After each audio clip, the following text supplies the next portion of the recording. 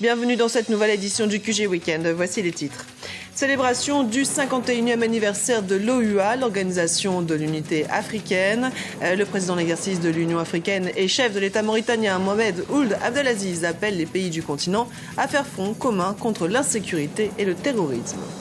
Organisation d'une marche pacifique de protestation ce dimanche à Niamey au Niger. Le chef de l'opposition nigérienne, Seni Oumarou, s'oppose aux récentes arrestations orchestrées par le pouvoir sur des membres des partis d'opposition. Avec près d'un Africain sur deux équipé d'un téléphone mobile, le continent est en train de vivre une mutation technologique sans précédent. Le mobile ne sert plus seulement à communiquer de manière orale. Le réseau a donné naissance à des projets innovants qui soutiennent le développement du continent.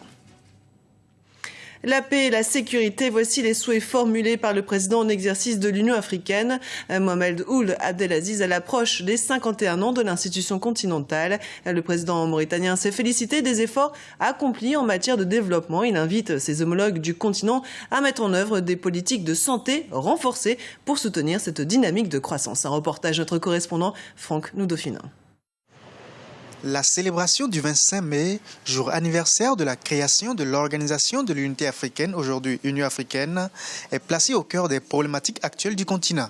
Le président mauritanien, président en exercice de l'Union africaine, dans son discours prononcé à cet effet, a fait part de son souci de voir certains problèmes clés du continent se résoudre. Mohamed Ould Abdelaziz, qui était vendredi à Kidal au nord du Mali, souhaite aujourd'hui un rétablissement rapide de la paix dans les zones de conflit. La préservation des succès politiques et économiques exige la paix et la sécurité.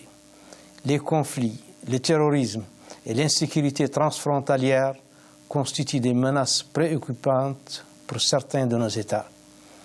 Nous condamnons fermement l'enlèvement des jeunes et innocentes lycéennes au Nigeria. Nous exigeons leur libération immédiate et sans condition. Ces pratiques sont contraires aux préceptes de l'islam, qui est une religion de tolérance et de paix. La promotion de l'intégration régionale ou encore la mise en place d'une zone de libre-échange font partie des priorités du président en exercice de l'Union africaine. Selon lui, une réforme du système des Nations Unies est nécessaire pour une valorisation du rôle et du poids du continent africain. Les efforts soutenus à travers le continent ont sensiblement amélioré les indicateurs du développement. Des efforts supplémentaires doivent être consentis pour combattre les maladies endémiques et faire reculer le chômage et la pauvreté, en particulier dans les rangs des femmes et des jeunes. Nous devons veiller à la modernisation et à l'expansion de nos infrastructures de base, à la bonne gestion et à la valorisation de nos ressources naturelles. 2014 a été décrétée année de l'agriculture et de la sécurité alimentaire. Les dirigeants africains sont aujourd'hui invités à investir au moins 10% de leur budget au développement de l'agriculture. Ceci devrait permettre de diminuer le niveau de pauvreté de bon nombre de pays. Au Niger, l'opposition lance une manifestation contre le président Mahamadou Issoufou. Le rassemblement est prévu ce dimanche. En tête de cortège, le chef de file de l'opposition, Seni Oumarou. Cette marche pacifique de protestation vise à dénoncer les récentes arrestations de plusieurs proches du président de l'Assemblée nationale, Hama Amadou. Arrestations jugées arbitraires par les membres de l'opposition nigérienne. On écoute Jemal Taleb, éditorialiste. Tout cela couvre sérieusement à la fois juridique et politique. Et donc, nous arrivons là à une situation.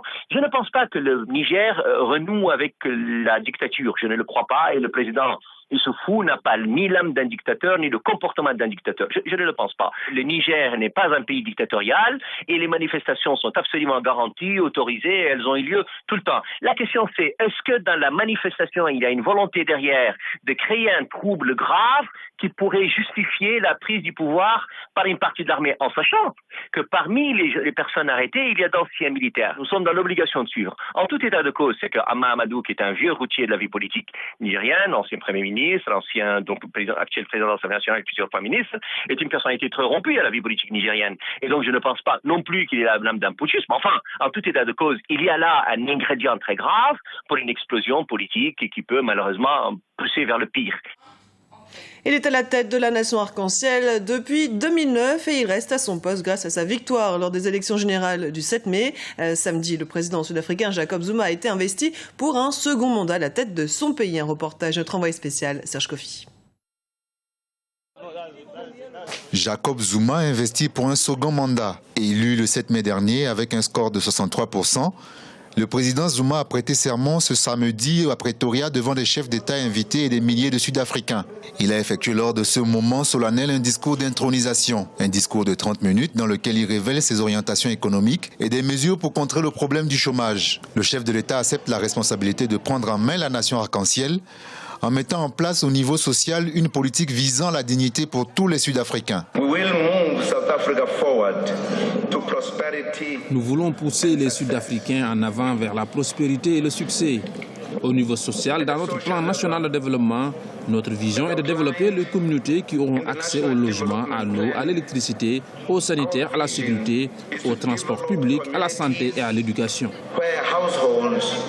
Le président Zuma prévoit pour les 5 prochaines années un programme quinquennal national de transformation économique. Face au taux de chômage de 25%, le double chez les jeunes, le chef de l'État souhaite créer 6 millions d'emplois dans la fonction publique. Son programme comporte également la construction de 5 millions de logements et l'accélération des procédures d'expropriation des terres pour les distribuer à ceux qui en ont besoin.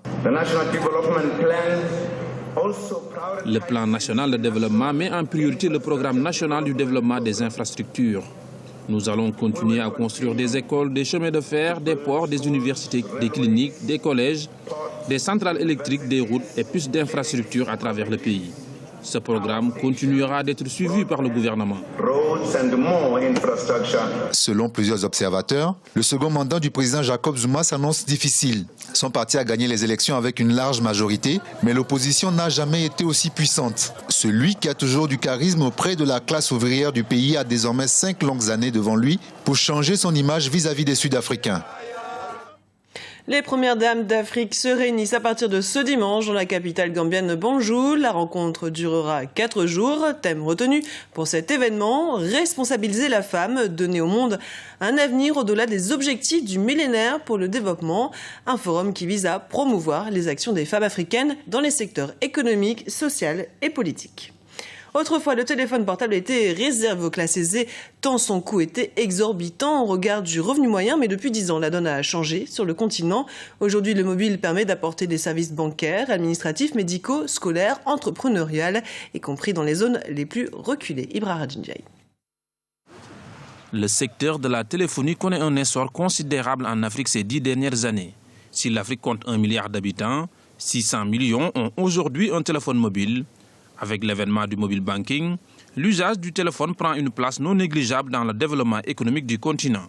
Le mobile banking permet également aux Africains ruraux ou périurbains d'avoir accès à des informations jusque-là réservées aux détenteurs d'abonnements Internet. Je pense qu'il y a un support considérable même, étant donné que la virtualisation, notamment par l'Internet, nous permet d'éviter de se déplacer, de pouvoir faire du paiement à distance, de pouvoir régler des situations à distance.